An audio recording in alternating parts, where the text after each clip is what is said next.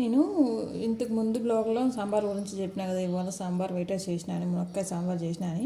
మునక్కాయ సాంబార్లో ఎంతమంది జాగరీ పౌడర్ అంటే బెల్లం వేస్తారు నాకు కామెంట్ చేయండి. మా అమ్మమ్మకైతే అంటే మా మదర్ వాళ్ళ మదర్, మా గ్రాండ్ మదర్ గుర్తొచ్చారని చెప్పా కదా, తనకైతే సాంబార్లో కంపల్సరిగా జాగరీ వేయాలి, లేకపోతే తను అస్సలు తిందు. ఇదైతే ఆర్గానిక్ అండ్ చాలా బాగుంటుంది. Show you.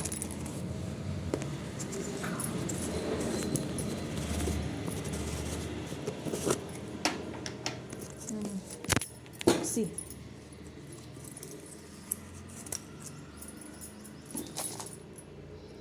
పౌడర్ ఇది నిజంగా చాలా బాగుంటుంది.